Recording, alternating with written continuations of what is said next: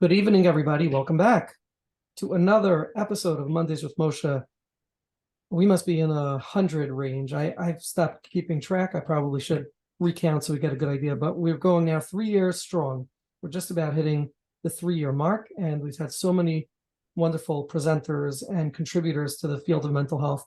You know, one of the things that's always so inspiring for me is how many people in this field are just so wholeheartedly willing to give back to the community, to engage with the mental health community, to take that, hour and a half or hour and a quarter to get onto Mondays with Moshe and join us and speak to our crowd, speak to our audience, and allow the audience and the participants, the mental health professionals who participate here on Mondays with Moshe, to touch them, to ask them questions, to talk to, touch their brains and their minds and the great contributions that they had. So it's really, really beautiful and wonderful. And we're very grateful to all the presenters and professionals and experts who've come on. Of course, tonight we have another one of those people, and that is Dr. Peg Dawson from New Hampshire, I believe, right? That's correct. That's not too far from, Right. I think we're in the same time zone. And Right. so it's 9 o'clock for all of us. And that's another thing. For some people, 9 o'clock is the middle of the night. For us, it's a time where we know that people with families can hopefully have put their children to bed and might actually be in bed themselves watching this show and this episode. So it's a kind of a compromise where we get to have people join without necessarily always seeing that. But of course, for those of you who can turn on your videos, it's always greatly appreciated.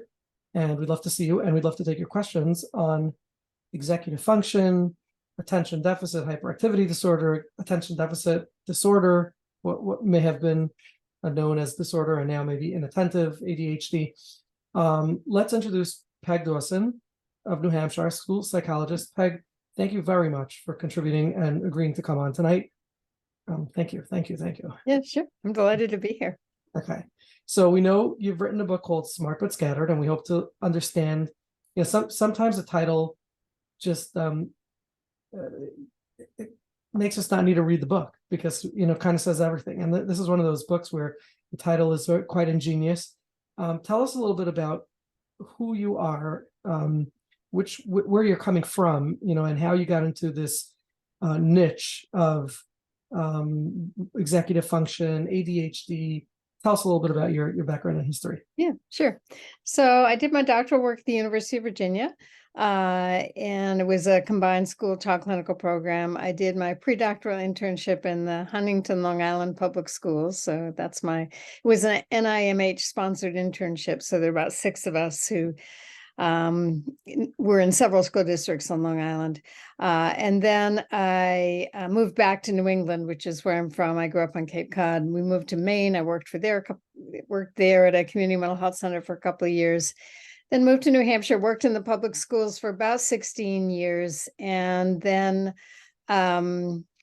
joined my colleague and ultimately my co-author, a guy named Dr. Guare, Richard Guare, who also did his doctoral work at the University of Virginia. We were there at different times, but we were introduced by a professor we had in common. And he and I had a private practice for a while, and then we merged with our local community mental health center. So since the early 90s, I've been working less and less as the years go by at Seacoast Mental Health Center in Portsmouth, New Hampshire. And there my responsibilities have been primarily assessments. That's what I feel like that's my area of expertise. And whereas in the schools, I was doing a lot of assessments around learning disabilities, our private practice was originally called the Center for Learning and Attention Disorders. And so I then started seeing a lot of kids referred for attention problems and sort of expanded my expertise in that area. Dr. Guare did a postdoc in neuropsychology at Children's Hospital in Boston. So I worked under his supervision initially. And that's what led me to executive skills, because as I was working with kids with ADHD, a lot more than I had been in the public schools, I quickly came to this realization that the American Psychiatric Association's diagnostic criteria for ADHD, which is problems with attention or problems with hyperactivity, impulsivity, or both, didn't begin to describe the problems I saw these kids having. I saw huge problems with things like time management and planning and organization and those kinds of things.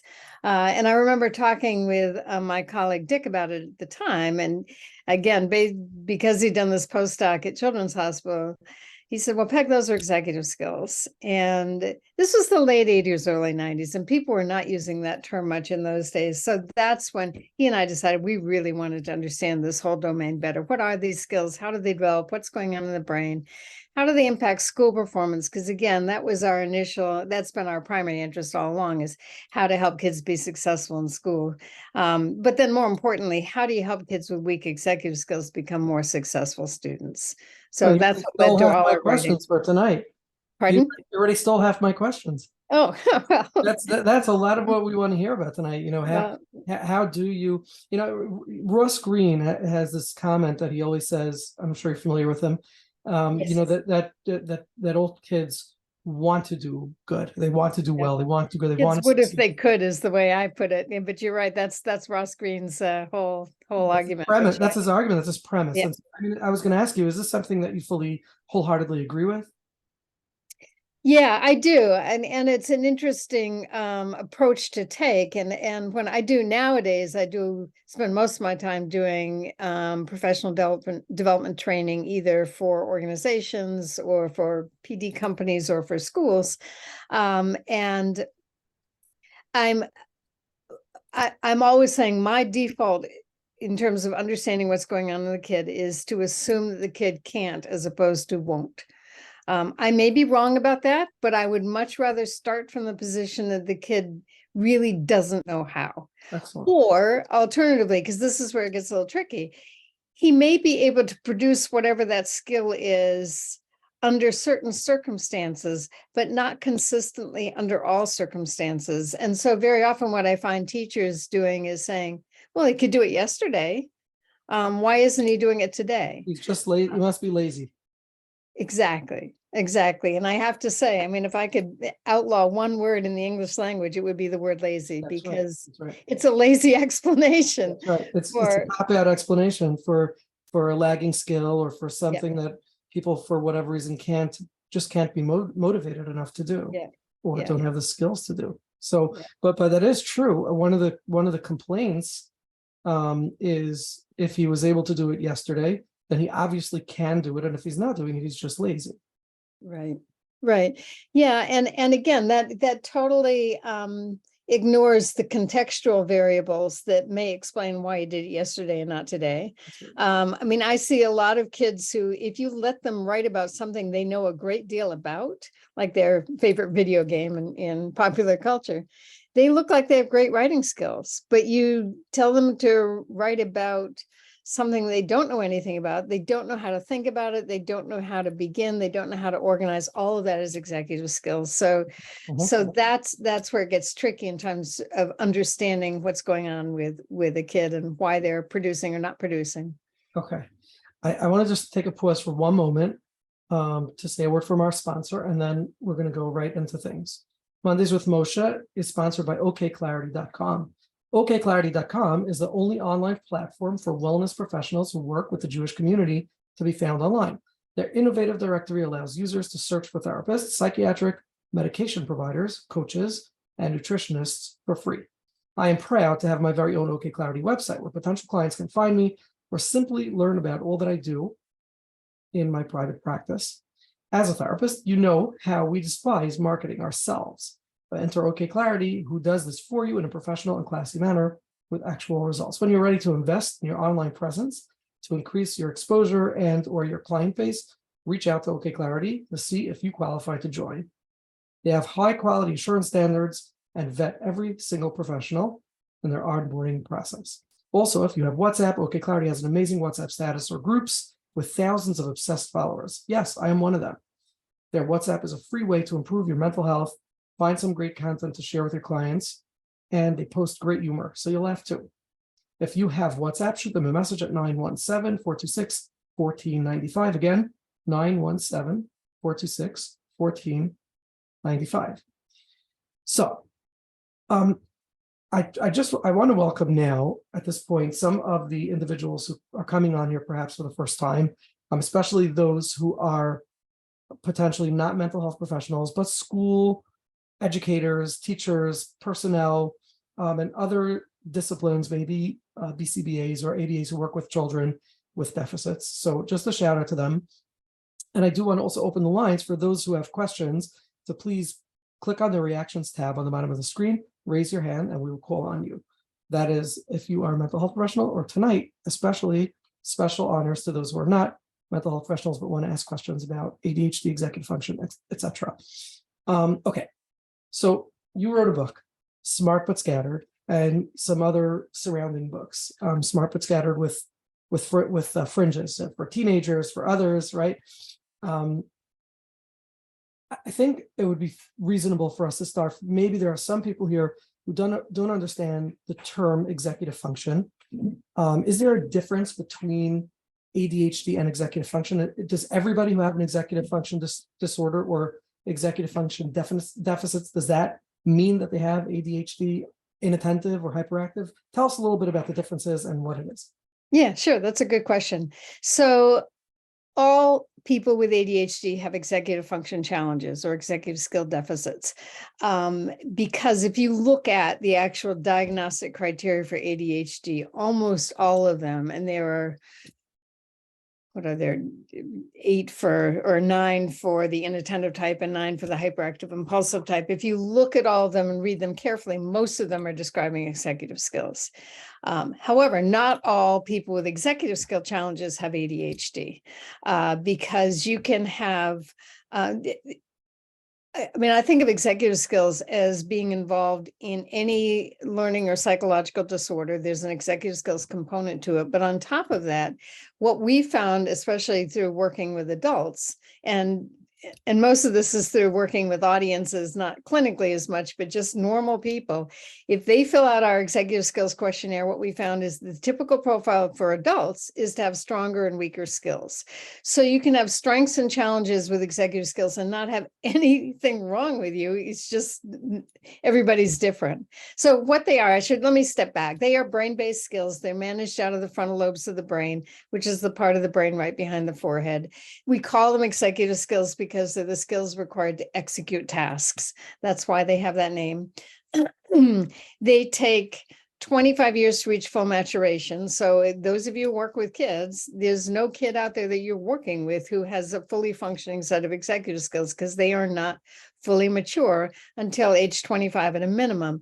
And that's in typically developing kids with ADHD or other neurodevelopmental learning disorders most likely have delays beyond that. Just one other category of kid or individual that has executive skill challenges that's pretty different from ADHD, people on the autism spectrum. So there's a whole. Isn't there a tremendous comorbidity or a tremendous percentage of children, or I should say people on the autistic spectrum who are diagnosed or have ADHD? Isn't that almost hand in hand? Yeah, well, not exactly. Again, it goes about the last statistic I saw was about 70% of people on the autism spectrum also meet the diagnostic criteria for ADHD. But I don't think the reverse is true. I meant that. Yeah. And what's interesting, I've seen children who have severe ADHD who almost present as autistic because of their impulsivity and their speed and the poor social skills that come along with kind of being in their own world. And is that something that sometimes gets cross-contaminated, like, confused?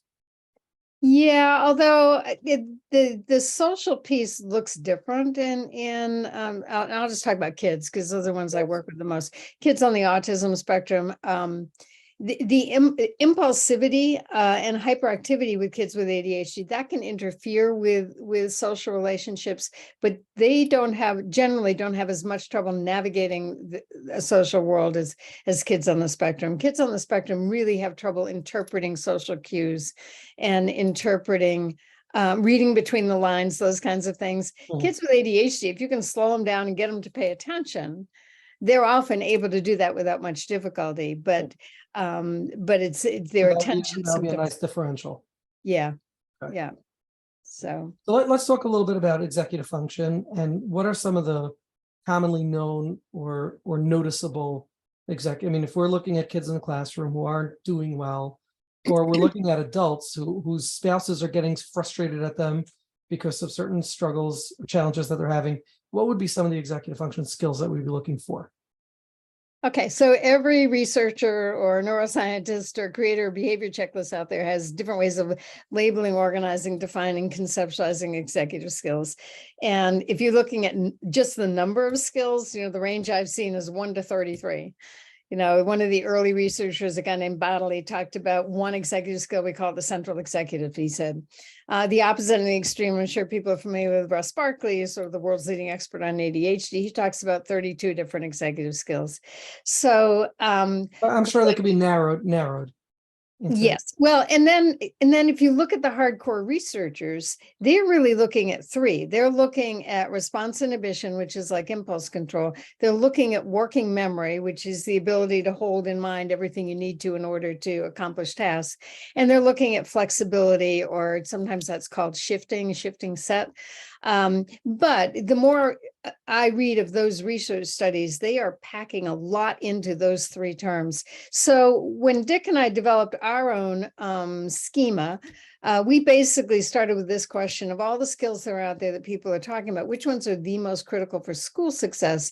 And could we describe them with enough specificity that we could distinguish like response inhibition from task initiation from sustained attention, but didn't go overboard so that we weren't overwhelming people with the number of skills. Too much information. Okay. And just to answer your question, more recently, I've started dividing them into 2 groups: foundational skills, which are the earlier developing skills, and are more basic, and the advanced skills. So the earlier skills would be response inhibition, task initiation, sustained attention, working memory, flexibility. Those are all skills which actually begin to emerge mostly during the first year of life. And so when I'm working with elementary age kids or parents or teachers, I'm saying focus on the foundational skills. The advanced skills are more complicated skills, and they're skills like planning, time management, metacognition, goal-directed persistence. So, okay, well, that was very fast. Can we slow that down a bit? Yeah. Okay. So I'm going to use myself as an example. For those of you who don't know, I am at least the scattered part of Smart But Scattered. And so, and I think my wife is on this call. She's an educator, and she can probably raise her hand and attest to that. Okay, so I'm going to try to come from sort of where I find myself, and let's talk about some of these skills that you mentioned. Let's talk about response inhibition, working memory. Is there one central, predominant executive skill that most people with ADHD or executive functions disorder are lacking? Is there one, would you say, that working memory across the board most people are lacking, or response inhibition, or attention, or planning, or organizing? Okay, so I would say 3. Okay. Just to make it a little more complicated. The 3 that I look at that really sort of captures, I mean, virtually every person with ADHD struggles with, are response inhibition, task initiation, sustained attention. Response inhibition, let me write that down. Yeah. Task initiation. Yeah, and sustained attention. So response inhibition, they tend to be impulsive. They tend to have trouble resisting distractions. Task initiation, they have trouble making themselves get started on tasks, especially, obviously, non-preferred tasks. And tedious tasks. Right, and tedious tasks, or in some cases, difficult tasks. If they think it's going to be difficult, it's harder for them to get themselves started. And then sustained attention is obviously the ability to persist with work long enough to get it done.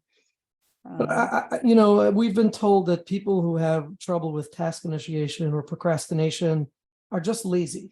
Aren't they just lazy?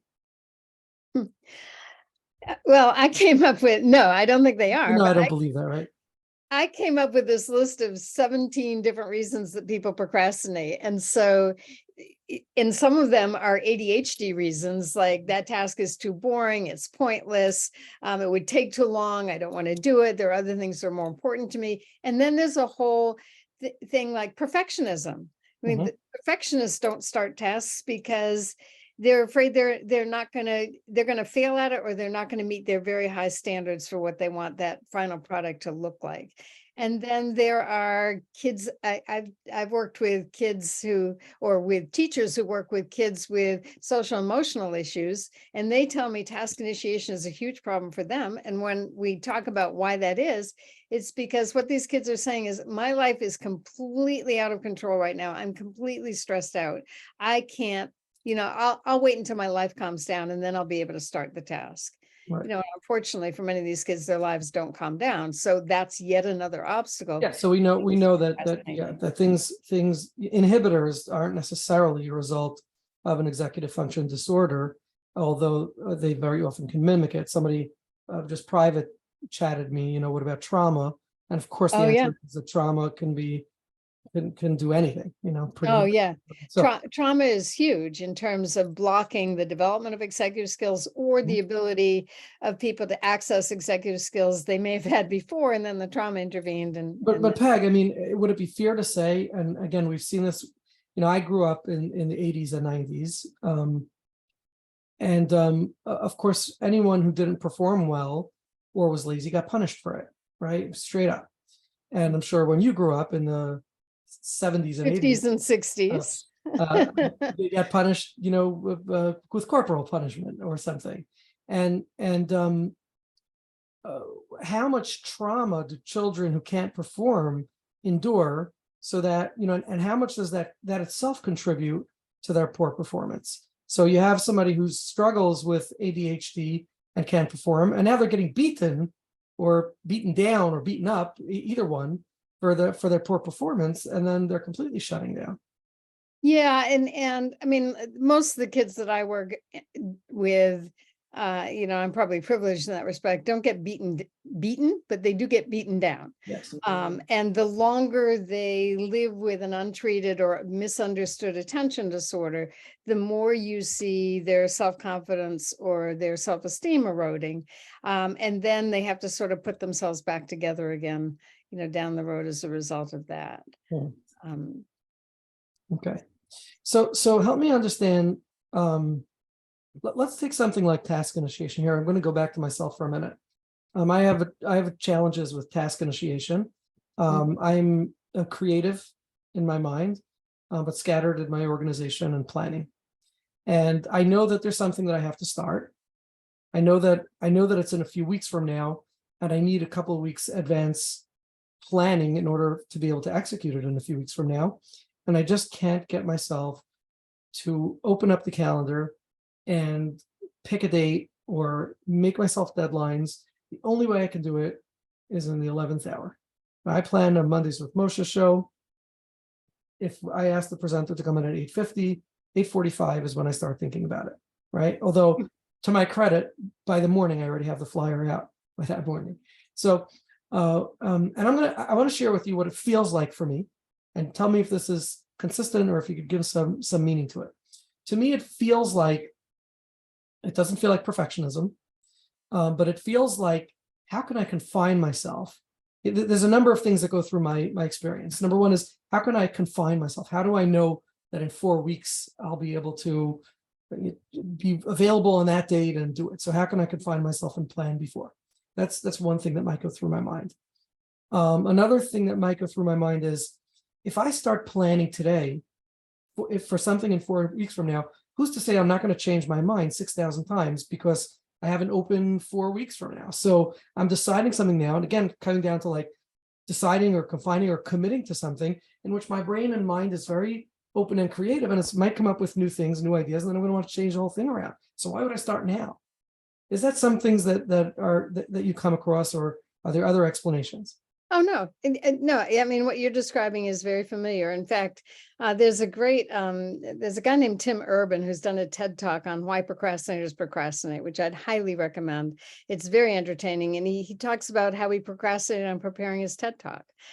So I think that's very typical.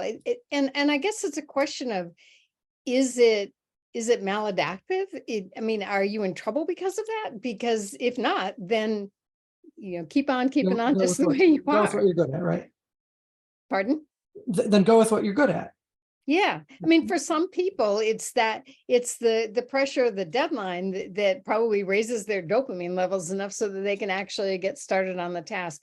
I know I tend to leave stuff now because I want it fresh in my mind when I'm going to do it. So if I'm preparing a PowerPoint for a talk I'm doing on Friday, I may leave it till Thursday because I've got a gazillion PowerPoints I can draw from. And I'll be closer to the actual point where I'm going to use it. And so it'll be much fresher in my mind. So I don't think procrastination is a bad thing unless it's getting you in trouble. Right. But okay, and I hear your point is well taken, but at the same time, I mean, besides the fact that it's going to get you it's going to get me in some trouble because there's only certain things that you could procrastinate. Some things require advanced planning. Like if I want to advertise something, I can't wake up the morning that the paper is published, right? I need to be 2 weeks behind in order to do that. So in some ways, if I would have 10 people coming to a talk that I'm giving, and if I would have advertised, I would have had 100. It's going to be, I'm shooting myself in the foot by not being organized. And but I also feel like to some degree that's a little bit of an excuse and a cop out. Yes, there may be things that I may be able to prepare last minute, but that doesn't mean that I have to prepare the entire thing last minute. So Right. how much of that is a legitimate, fallback, and how much of it is, well, no, I really want to learn to be more disciplined. Right. Okay. So if you really want to learn to be more disciplined, then you're basically training in task initiation. You are training yourself to get started. And one of the ways we recommend doing that is whatever you're training on, make it really small and manageable. So with that brochure, for instance, you might say, okay, I'm just going to gather the materials that are going to go into the brochure, or I'm just going to come up with the title. So it's a very small task. And you train yourself to do that task at a time that you've set aside to do it. I mean, this is the advice I give parents all the time is help your kids make a plan with a start time, and then make sure they start the plan at the time they said they were going to start it. And if that plan seems overwhelming to them, then pare that plan back so they're doing one small thing. Because you've probably noticed the hardest part about getting started or doing a task, if you have trouble with task initiation, the hardest part is getting started. Once you get started, you're off and running, right? Right. Well, right. Sometimes once I get started, then I can do the whole thing. And Right. because So there'll be times when I trick myself and I say, okay, all I have to do is look at the 5 PowerPoints that I was going to use, that I was going to integrate into once I've started that, then then it's easy for me to. And you still fall for it. I mean, you still fall. Well, yeah. And because you have the option. You have the option out. Because you have the option out. Technically, you're saying I'm only starting, and if you're enjoying it, why would you stop? Yeah. Okay, I got it. Yeah. Here's another question I have on this. Remembering your commitments. So, if I create a commitment, to do something every morning, because I know if I do this thing every morning, then my day will be more organized. I'll have more relief, and things will work out better. But then I forget about my commitment because I have no way to remember and no frame of reference to remember my commitment. And then it's like halfway through the day, I'm like, wait a minute, but I was supposed to do this in the morning, but I can't do it now. Help. So how do we remember our commitments and organizations that we set aside for ourselves? Well, I personally don't know how you do that without setting an alarm. And I have an alarm that goes off on my smartphone every night at 7 o'clock that reminds me I need to charge my watch and I need to take my statin medication, and I paired those two. I started with just one and I realized, oh, I can, what do they call that? Habit stacking, where you combine 2 habits with the same alarm. So I mean, whenever for some reason my alarm, I turn off my alarm and I don't remember.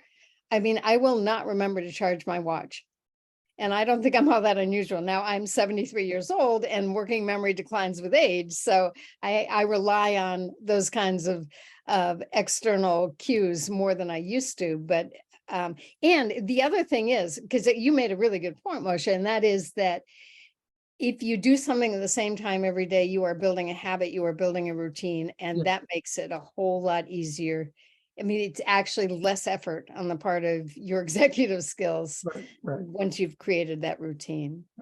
Yeah, I imagine once you create certain, the neural pathways and they're consistent, then at that point, there are certain things that I tell the children that I work with, or my old children, which is, something like they can't find their shoes.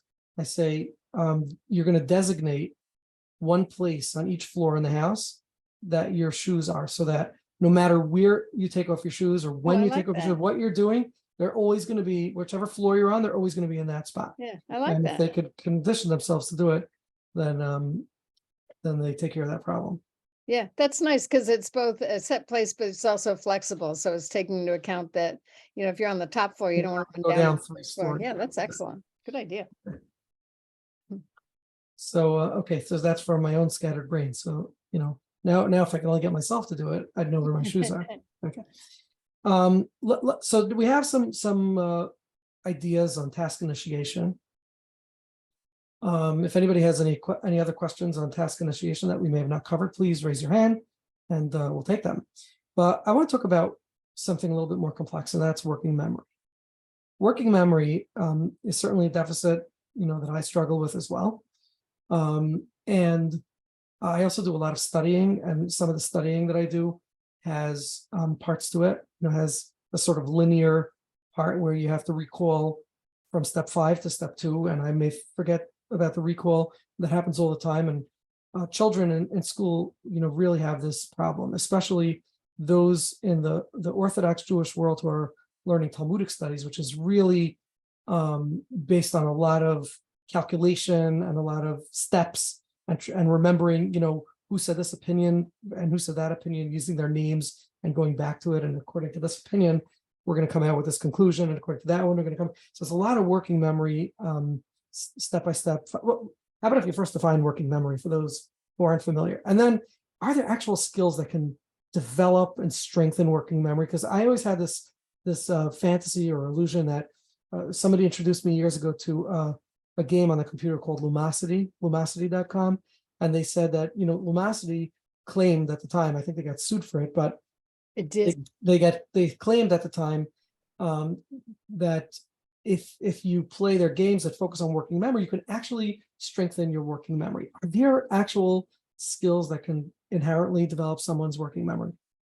Okay, so first of all, what working memory is, it's a frontal lobe function. It's the ability to hold in mind what you need to be remembering in the moment.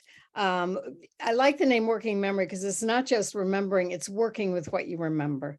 So if I give someone a multi-step math problem to solve, and I give it to them orally and ask them to solve it in their head, that requires both that they remember all the information, they remember what the question is asking them to do, they remember what step they're on, they remember what the numbers are in that math problem. So that's just a clear example of working memory. But on top of that, long-term working memory is limited both in the amount of information it can hold in the moment and how long it can hold that information. It can't hold it for more than a few seconds before you have to do something to make yourself hold on to it. Repeating it, for instance, or figuring out a rehearsal strategy or something like that.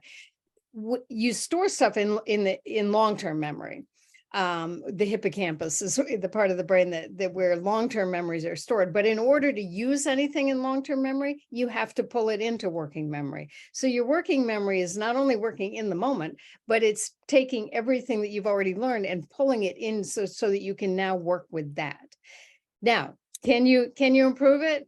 Everything I've read says no. There are limits to working memory, and there have been probably thousands of studies now that have looked at things like Lumosity or CogMed or other computer training programs, that blue ribbon panels of scientists who don't have any skin in the game around working for computer gaming companies have looked at that research, they pored over it, and they always, meta-analyses have been done. Here's the conclusion. Playing those games may improve working memory, but only in the context of playing the games. You get better at playing the games. It doesn't generalize to something else. But how is that possible? If I can't hold multiple pieces of information that I have to recall, and when I play my Lumosity game, I can. How does that make sense? That I'm not inherently strengthening the skill. How would that be explained? I have such a hard time understanding that. Well, because you're applying the strategies in a very specific situation, and in other situations, I mean, will those same strategies work someplace else? That might be another way to look at it, right? Maybe I can apply the strategy itself. In other words, I guess if we back up a moment, right? If you go back to the game, and for those who are really super attuned with themselves, go back to the game and try to imagine what it is that you're doing for yourself in your mind to hold on to the step-by-step information, and then go and apply that to some other area in your life that's not in the context of that game. Shouldn't that? Yeah. And in fact, I remember talking with a guy who used CogMed, which is that's a therapeutic computer gaming program. It's owned by Pearson, which owns everything now. But what he said when he was working with kids, because you play the games for an hour a day for like 5 weeks. And then their outcome data suggests working memory improves. Again, it's mostly parent or teacher observation. It's not necessarily kids get better at working memory. But what he said was, because I was saying, research really doesn't support that. He said, well, here's how I do it. When I have those kids playing those games, I am talking to them about what strategies were you using to help you remember. So that fits exactly with what you said. If you can analyze and figure out what strategies you're using to apply to any working memory demanding situation, you may be able to take those strategies into other situations. Okay, so here we have a suggestion. And hopefully we have some educators who are watching. And I'd love, if anybody works with executive function with ADHD, we could find some of the people in town who specialize in this. I'd love for you to have your students or clients who are struggling with executive function or with something like working memory to do a sort of experiment and see if they can identify, or if you can help them identify the skill strategy that they're applying to beat that game, and see if they can now take that to other areas and see if we can find some measurable improvement. And that would be really amazing. And then so this is a study I've always wanted to do. It's a little different from what you've just described. Several years ago, I was doing a workshop out in California, Los Angeles, I think. And someone asked me about CogMed computer games and did they work? And at that time, the research hadn't been compiled to the extent that it is now. So I asked the audience, does anybody in here have any experience with CogMed? And this woman raised her hand and she said, yeah, I put my 10-year-old son through the program. And I said, so what do you think? Do you think it was helpful? And she said, well, let me put it this way. Today, my son is in school. His assignment book is at home. So what you were saying was all those hours on the computer game didn't help him remember to bring his assignment book to school. So my thought is I would be interested in comparing playing those computer games to using real life situations where you need working memory and practicing how you remember to bring your assignment book to school, practicing how you remember to put your math book in your backpack at the end of the day to remember it. So because I think we talk about the point of performance and that's the best place to practice something. If you need to improve working memory, practice it in the context of something that's real to you rather than playing computer games. I mean, there's one fundamental difference that the professionals who are working with the kids and work with them in the context of computer games will hands down have a lower dropout rate than those who are working with the kids and trying to apply them in real life. Right, because, well, wait, hold on. I don't necessarily agree with that because I've had people tell me, and I've talked to people with CogMed, I've had parents who say, I could not get my kid to play those games. He thought they were so boring. Really? And Pearson actually, when they took over CogMed, I listened to one of their sales reps and he said, we've added a reinforcer into it in order to entice kids to play the games. Meaning they get stars and yeah, they get some reward, whatever it is, for putting in the time to play the games. So some of the games themselves do that. They have points and and all that kind of Yes, stuff. they do. But I mean, when Cogman first came out, I was at a conference where I commented in my presentation that I didn't think there's any way to enhance working memory. And this guy from Cogman came and said, "Oh, come visit our booth. You need to see what these games are like." I went to that booth. They were not fun games. There was nothing fun about them. And I mean, I play computer solitaire, so it doesn't take much for a game to be fun for me, but those did not do it. So Not so much optimism on strengthening working memory for those of us who are lagging in working memory, is what I'm hearing. yeah, I mean, you have to figure out, I mean, I'm a huge believer in writing stuff down, That's what I was cues, going to ask you. checklists, Yeah. alarms, reminders. So for working memory, we need to have a piece of paper or whatever the 2023 equivalent to a piece of Mhm. paper is, a piece of Siri or a piece of something, Right, right. right? Of Siri's Google. great. Yeah. So, Just and talk to her. that's it. And now we have AI. So we probably don't have to have any working memory. We could just have AI working. We have working AI. Right, right. Yeah. Okay. So, and again, I think one of the challenges is, I'm just going back to thinking of my own process and my own experience. One of the challenges is going to be pulling out that piece of paper, remembering where I put it, or just feeling unmotivated to pull it out and write it down. I'll remember it. I won't remember it. Whatever. Try to remember it. Nothing's going to happen if I don't remember it. And for that, you can't necessarily use an iPhone reminder. Well, yeah, you Back just to have to task figure out. back to task initiation, basically. Right, right. Okay. Yeah, right. And sometimes it's trial and error to figure out what works for you, because what works for you as a reminder may not be what works for the person who's making a suggestion to you. So that's part But of it. again, the idea would still have to come to some form of written reminder if there's no way to hold the memory. Yeah, go ahead.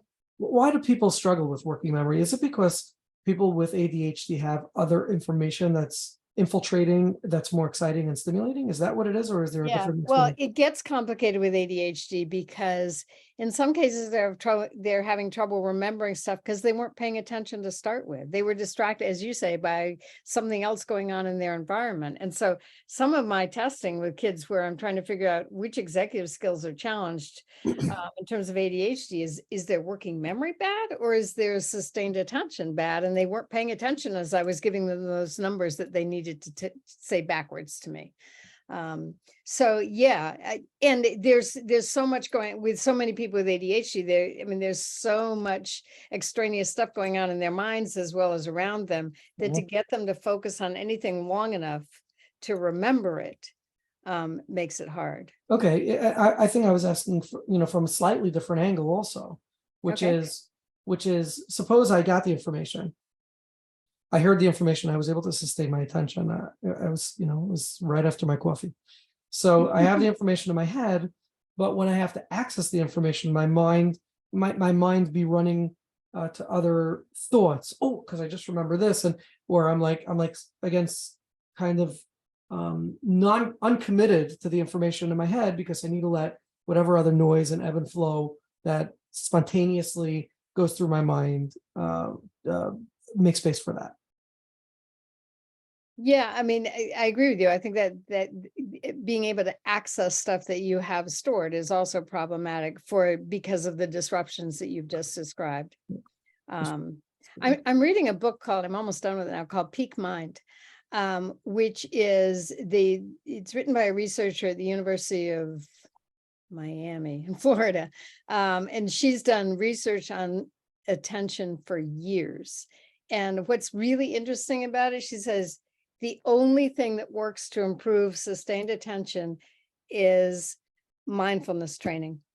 So the practice of mindfulness meditation, and her whole book, she takes up different, and she cites brain research, which I love because she's connecting it to the studies they've done, both putting people through mindfulness practices and then putting them in situations where they have to focus, but also doing functional MRIs. So looking at what's going on in their brain, and someone who's focusing or has done mindfulness for a time and someone who hasn't. And so if you really are serious about wanting to be able to improve your focus, Mhm. then mindfulness meditation techniques, and she says 12 minutes a day. Mhm. So she's keeping it short, So, but this is a great segue into sustained attention.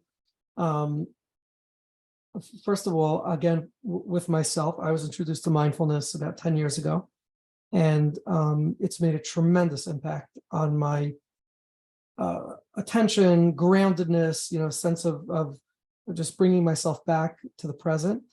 It was tremendously powerful. It was before I had heard of mindfulness or what it was. I was at a workshop and they did it, and it just like I really, really felt a tremendous settledness that I hadn't felt before. And I believe that it does help with sustained attention. I'm wondering if there's a way to explain, if you have a way to explain in words, putting aside that the research says that it works, but what's the mechanism and how does it help with sustained attention, maybe from a more neuro perspective? sure. So basically, the way the mind is set up, it is built to wander. I mean, we are built to have for our mind to drift off into various other daydreams, thoughts, plans, recollections, not to mention all the extraneous information going on around you. So when you're doing mindfulness, you're not training yourself necessarily to focus for longer periods of time. You're training yourself to recognize when you start to drift and pull yourself back faster. So that, I think, is the benefits of it. And it's so interesting. The one thing that she's in this book, she talked with a guy who'd been meditating for 40 years. And she said to him, Did he take a break like for lunch or something? well, not 40, very good. Not 40 years straight, but 40 years every day.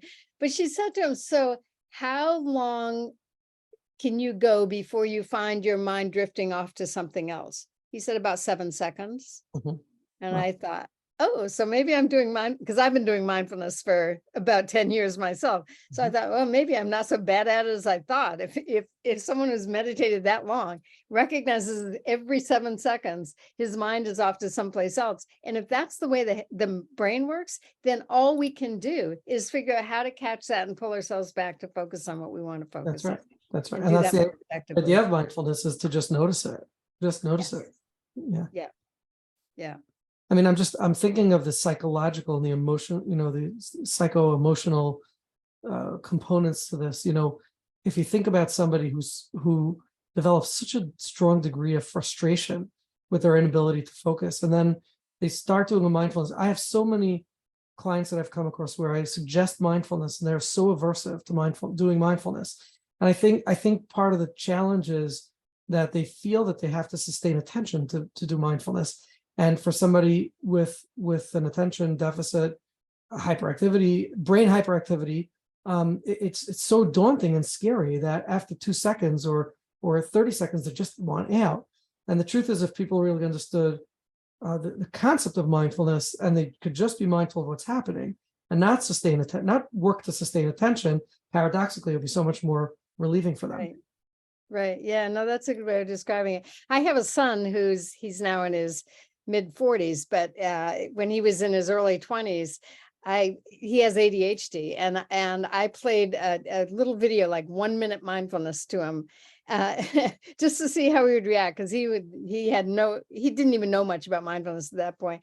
And after the minute was up, I said to him, so how was that? And he said, oh, for the first 20 seconds, I thought, I am going to go crazy. And then afterwards, I said to myself, you can get through this. You can get through this. And he meditates more than I do at this point. This has been, I mean, it's been such a source of um, satisfaction to him. And it's not just sustained attention. I think for me, because attention has never been that big an issue for me, but emotional control has been an issue for me. And that's another executive skill that really benefits from mindfulness. What do you mean what do you refer when you refer to emotional control? You're not So that's talking the about. ability to manage your emotions in order to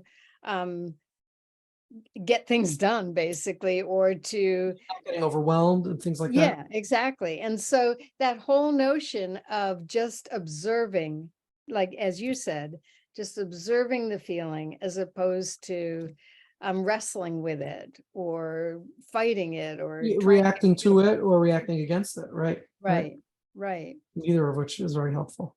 Yeah. So especially in stressful situations, I find that if I just stop, take a few breaths, I just manage those so much better than I used to. Mhm, mhm. That's So, great. One of my kids noted a bit, about me. He says, Dad, when we get into a really stressful situation, that's when you like become really calm and oh, focused. Because nice. that's when I'm really forced to get as present as I can be. Yeah, yeah, And yeah, one of my kids noticed that about me. yeah. That's cool. Wow. Okay. Again, any questions, please raise your hand. I'm monitoring the chat box, but again, we would like to take questions live so that we can get some interaction. Peg, can we talk a little bit about organization? Although I've been procrastinating bringing this up. Okay. And then I forgot to remember to bring it up. But okay, organization. What's the challenge to organize? Suppose I sit down and I get through my task initiation. So I now am sitting at the table to organize. It's for some people, it is extremely overwhelming. For others, they don't even know how to do it. Tell me a little bit about what's the challenge with organization? How can we get people to develop that skill? Okay. So there's some interesting things that that I've discovered talking about organization with people over many years. And our definition is the ability to create and maintain systems to keep track of information or materials. And the key word in that, for me anyway, because this is one of my weaker skills, the key word is maintain.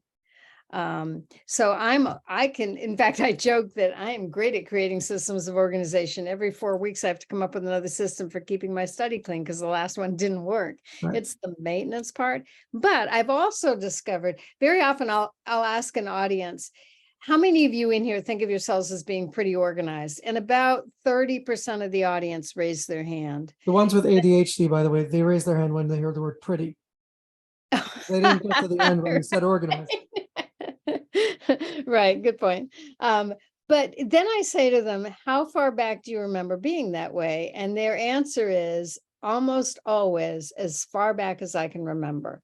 Right. So that tells me that there are some people who are naturally organized. Absolutely. Absolutely. That we see from the smallest kids. Right. And that is not me. So, so one of the distinctions I think is when I talk to people who are like that, what they tell me is if they're in an environment that's not organized, they start feeling really nervous. They start feeling really anxious. For those of us who are not naturally organized, that anxiety is not an issue. We're not getting those cues. So we live with the disorganization. May not be happy with it, but it's not screaming at us, get organized, the way I think it is for people who are highly organized. Here's the system I use for organization. And that is, I mean, I'm sitting in my study now. It looks pretty organized behind me. It's organized all around me. But several years ago, when it was a real mess, I thought, I have got to solve this problem. And so what I decided to do was spend 10 minutes a day getting my office organized and then keep it organized after that.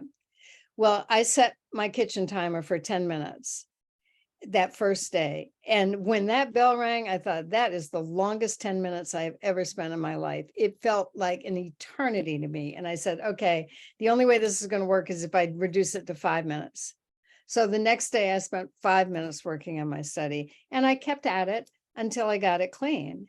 And then once it's clean, then it was easier for me to keep clean. I mean, now I can go, a week and it'll take me 10 minutes to tidy up my study. It never got as messy as it did. I used before and after pictures for some of my workshops to show people what my study was like before, what it was like after. But I think, we've got someone with their hand raised. Yeah. We'll get her. Um, Okay. Go ahead, Leah. Let's go to Leah. Go ahead.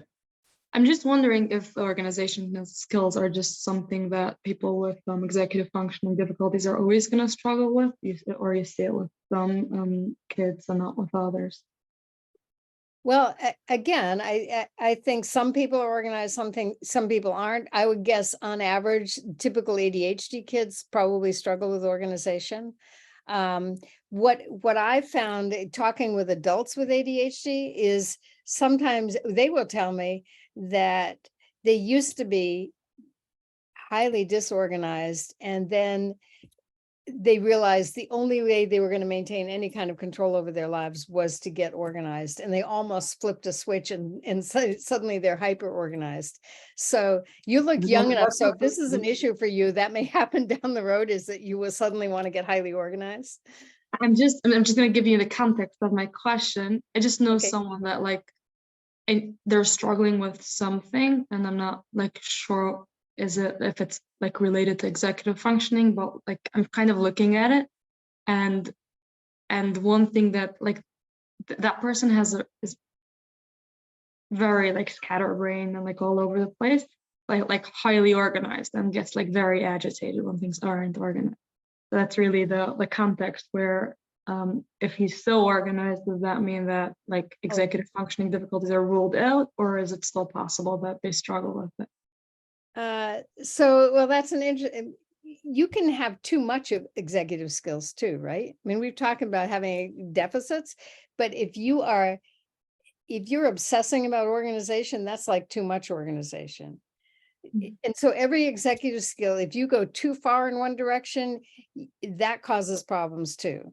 So although it's hard for me to answer your question, not knowing enough about it, but I would say that, I mean, everybody has some executive skill challenge or another. I mean, I've rarely met someone who, if they really looked at how they function, they would find some executive skill challenge they're struggling with. It doesn't mean they have a psychological disorder or a learning disorder or anything else. Yeah.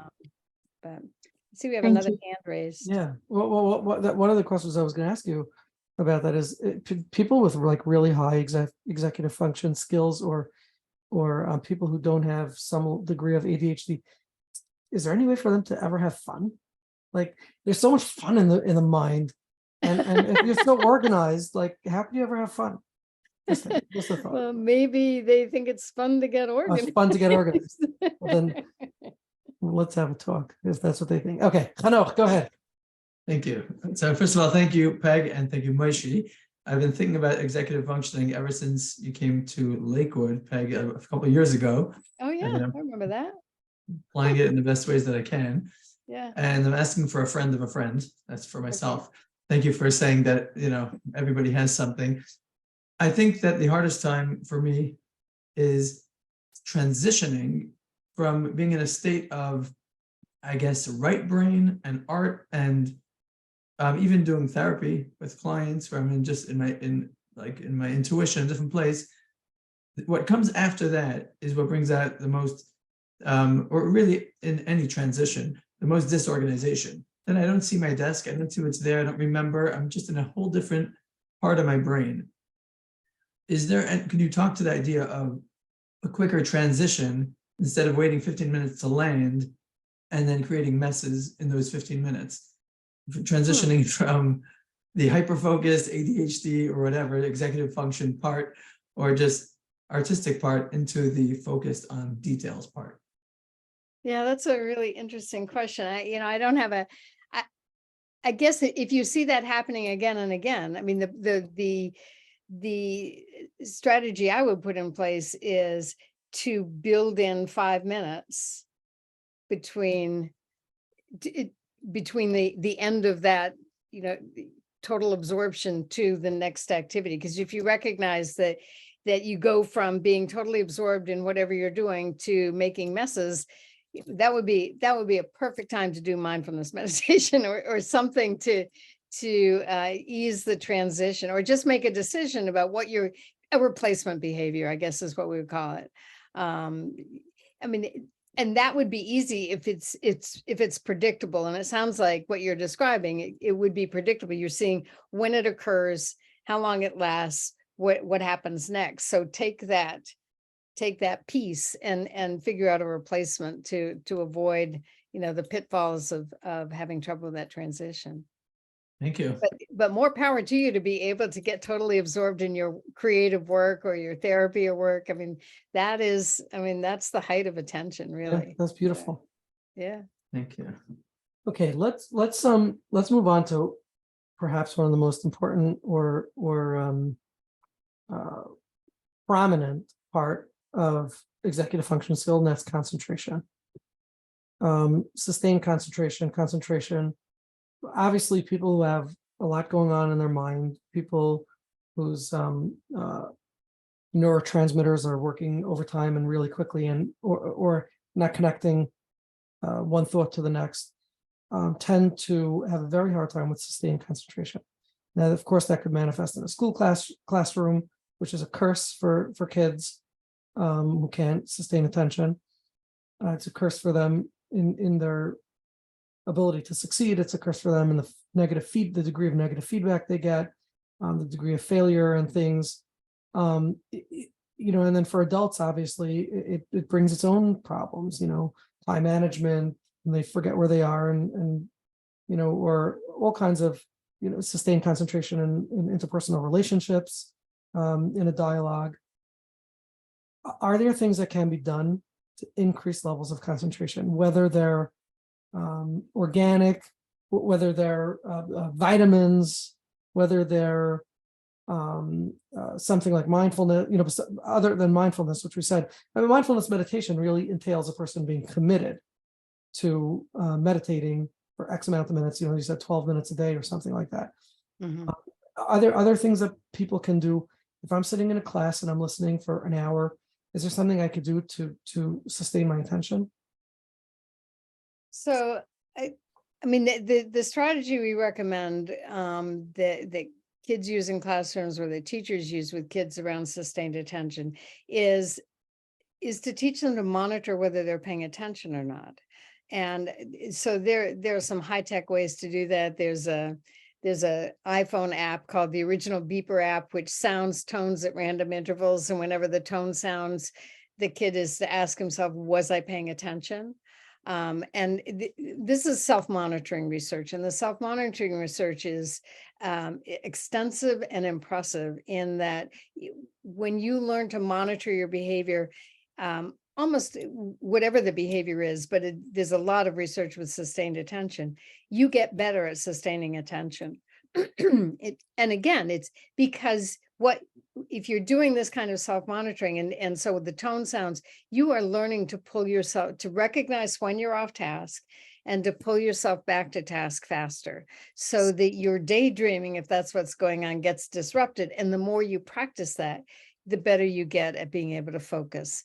Another strategy we use with kids is we ask them, how long can you go before you need to take a break? Or how many of these math problems do you think you can do before you need to take a break? And if they say, okay, I can do 3 math problems, then we do the 3 math problems, take a break, do 3 more math problems, and then eventually try to stretch that out. Okay, you've been doing 3 math problems for a while. How about 4? Can you do 4? And I think with adults, it's also part of it is just recognizing the limits of your own attention.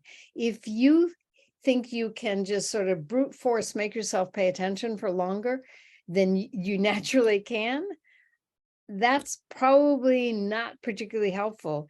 Whereas if you build in timed breaks, so first of all, taking a break, when you return to the task, you focus better, especially if there's any movement involved in those breaks.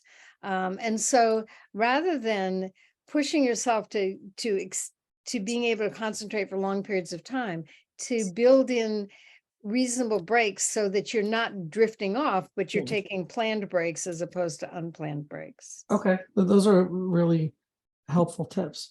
What about for those who have to sit in class or in a lecture, something that requires sustained attention by the nature of its presentation? Is there any way? Okay, so I recommend doodling. It's so funny. Somebody put in the chat box that fidgeting actually helps. Yeah. So Yeah, what does it do? What does it do for a person? Well, I mean, there's a lot of research to show that especially kids with ADHD, that movement, that fidgeting helps them maintain alertness, arousal, activation, focus. I often say, if you say to a kid, sit still and learn, and they have ADHD, they can either sit still or they can learn. They can't do both. Mhm. So that kind of movement, I think, is helpful. But there has been some research done where they did a lecture to two groups of people. One, they told doodle while you listen to the lecture, and the other, they said just listen to the lecture. When they tested them afterwards, the ones who had doodled retained more of the information. Obviously taking thoughtful notes is another way to be able to focus. And there, it's not just writing down verbatim what the lecturer is saying, but the 2-column notes or the 3-column notes where in the margins you are noting, this is interesting, or I have a question about this. So you're actually making yourself process the information while you're taking the notes. All of those I think could help. Okay, I'm gonna just share one more piece about, one of my own challenges about sustaining attention when it comes to something like a lecture is that because I know how hard it is to sustain attention unless something is super stimulating or really quick. In other words, there's some ways that I can sustain attention. I could sustain attention with bullet point kind of information. But once it starts getting like flowery and extraneous and all that, you lost me. So something that's quick, that's sharp, that's to the point, I can sustain attention for it, keeps me stimulated and interested. But when it's not like that, then what I find happening is I start to worry that I can't sustain attention.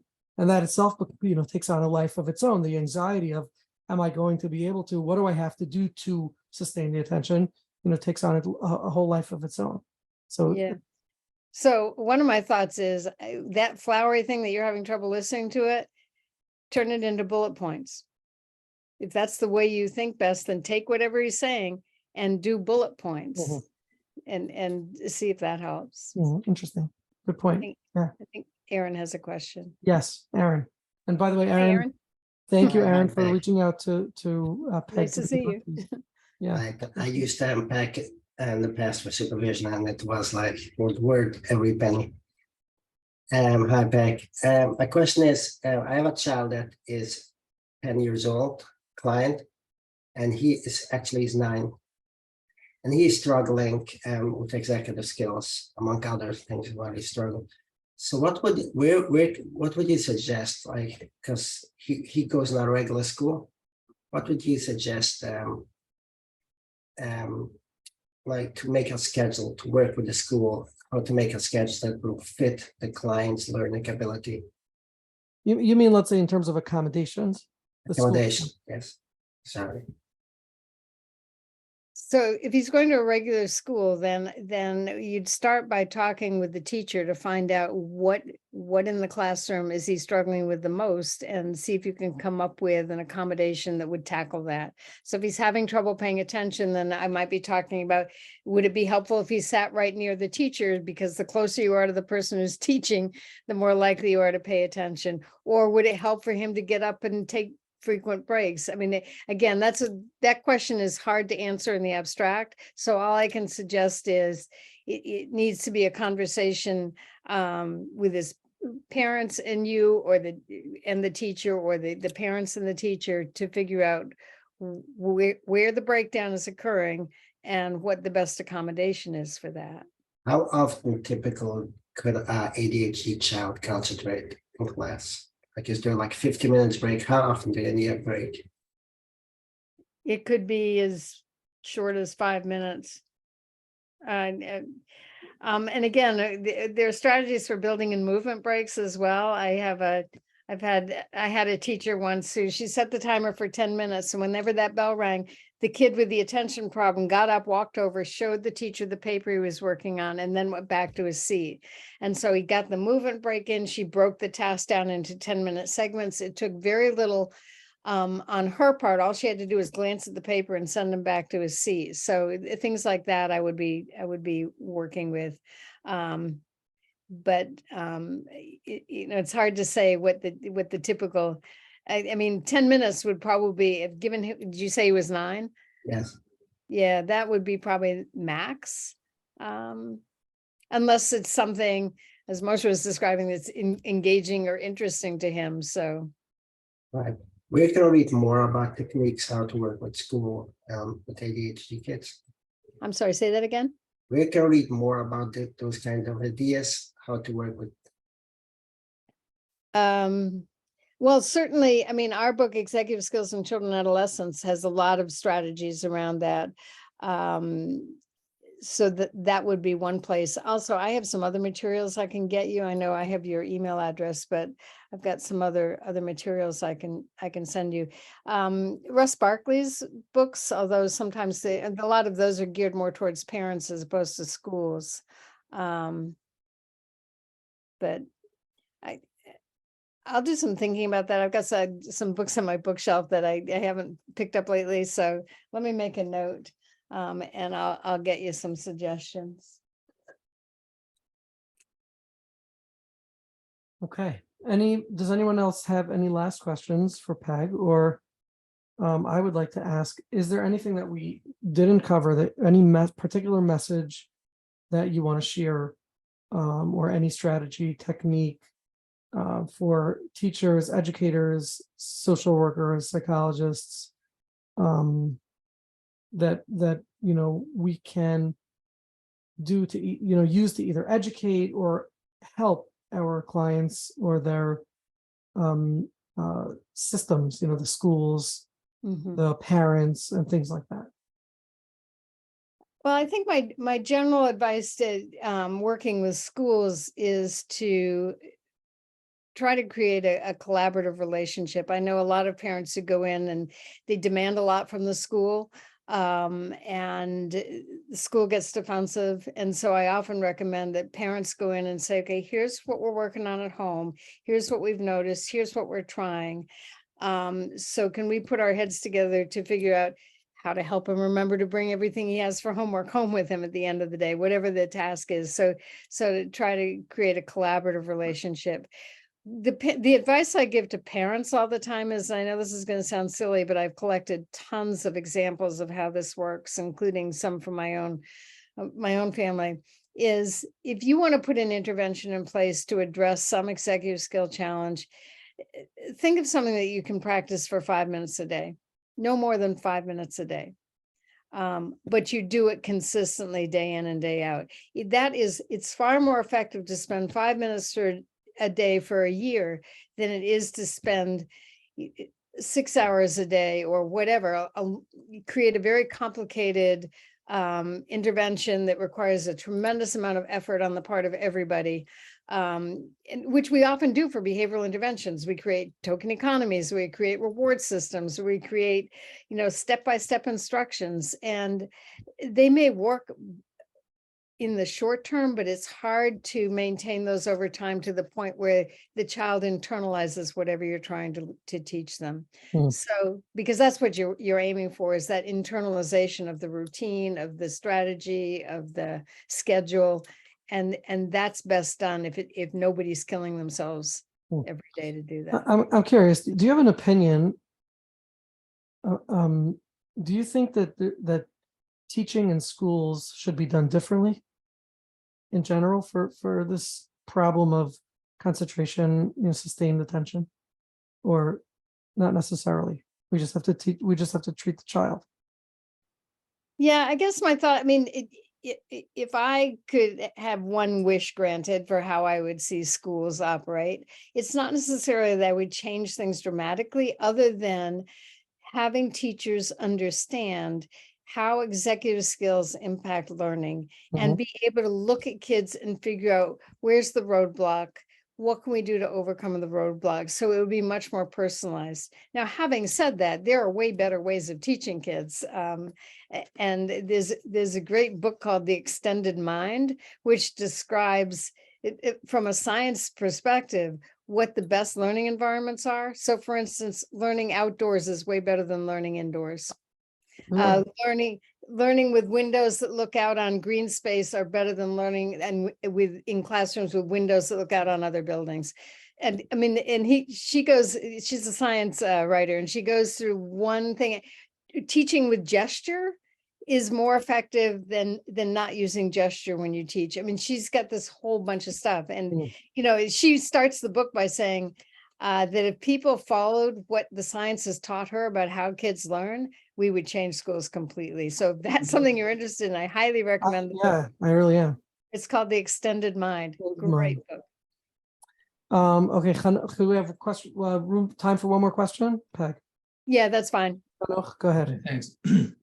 Okay, so this is, you talked about in the schools. I'm wondering about teachers that are struggling with executive functioning disorders.